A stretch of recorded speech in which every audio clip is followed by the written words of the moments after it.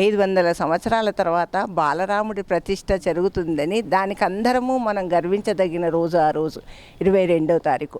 మన దేశమే కాకుండా బయటి దేశాలన్నీ కూడా ఏకమై ఎంత టీవీలో రోజు చూస్తున్నాం మనము, ఎంత బాగా వాళ్ళంతా కూడా ఎంతో ఉత్సాహకరంగా చేస్తున్నామంటే అంతకు మించి మన భారతదేశంలో ఇంకా ఎక్కువ చేయాలని అందరూ ఆ ప్రోగ్రాంలో పాల్గొనాలని 22వ తారీఖు ప్రతి ఒక్క మహిళ ప్రతి ఒక్క పురుషులైనా మహిళలైనా పొద్దున్నే లేచి స్నానం చేసి తోరణాలు కట్టుకొని అక్షంతలు వేసుకొని ఈ రామనామ తారకనామ మంత్రాన్ని జపిస్తూ శ్రీరామ రామ రామేతి రమే రామే మనోరమే సహస్రనామ తత్తుల్యం రామనామ వరానే అనే మంత్రాన్ని 12 గంటల నుండి కనీసం 1 గంట వరకైనా ఎన్ని వందల సార్లు అయినా పర్వాలేదు ఆ గంట సేపు మాత్రం ఆ తారకనామాన్ని స్మరించండి. ఎందుకంటే మనకు కారణజన్ముడైన మోదీ గారు ప్రైమ్ మినిస్టర్ అయ్యి మనకి ఇంత అవకాశం ఎంతోమంది మహాత్ములతోటి కాలేదు, ఆయన చేతుల మీదుగా ప్రాణప్రతిష్ఠ జరుగుతుంది.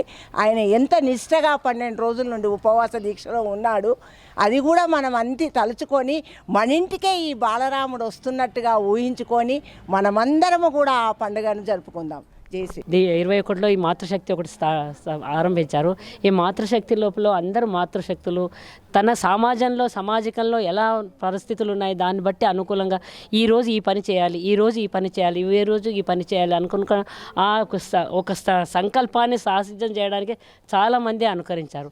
శ్రీ రామతీర్థ క్షేత్ర ట్రస్ట్ ఇప్పుడు మన రాములల్లా స్థాపనోత్సవం గురించి అందరూ చాలా సంతోషంగా ఉన్నామండి. మేము మా సత్సంగంలో కూడా ఈ స్థాపన కార్యక్రమం కోసం ప్రత్యేకించి సంక్షిప్తంగా రామ చాలీసా, హనుమాన్ చాలీసా, రాముని భజన దీనిలో భాగం చేసుకొని అందరం భక్తి శ్రద్ధలతో చదవడం జరుగుతుందండి. మేము ఈ అక్షంతల కార్యక్రమం కూడా చాలా సంతోషంగా అందరం భక్తి శ్రద్ధలతో శుచి శుభ్రతతో అందరం కూడా మంచిగా పంచడం జరిగింది. ఈ కార్యక్రమము ఇట్లా నిర్వహించుకుంటున్నందుకు మేమంతా చాలా సంతోషంగా ఉన్నాం.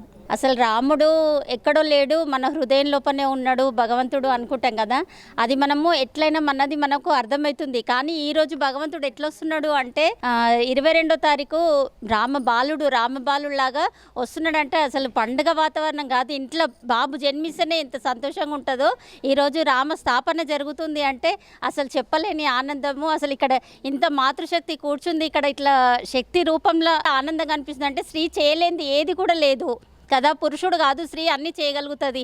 అప్పటి నుంచి కూడా గంగామాత, తులసీమాత, గీతామాత అన్నీ ఇట్లా మాతల నుంచే జరుగుతుంది కనుక అప్పటి నుంచి కూడా ఇప్పుడు కూడా మాతృశక్తి రూపంలో మేము రాముడి గురించి వినడము, రామకార్యం చేయడము, ప్రతి ఒక్కరింటికి వెళ్ళడము, వాళ్ళ లోపల రాముడు ఏదైతే వనవాసంలో ఉన్నప్పుడు ఆ యొక్క వానరులను కూడా మార్చి ప్రభు కార్యంలో జోడింపబడి చేసిండు, అట్లా మనం కూడా ప్రతి ఒక్కరింటికి వెళ్ళి వాళ్ళ లోపల బుద్ధిని మనసును మార్చాలి. మనిషి లోపల చెడ్డ గుణాలు ఉంటాయి కానీ మనిషిని చంపడం కాదు, మనిషి యొక్క బుద్ధిని మనసును మారుస్తే ప్రతి మనిషి కూడా రాముడైతాడు అనే విధంగా మేము కూడా రామకార్యంలో పాల్గొంటున్నాము. అందరికీ జై శ్రీరామ్.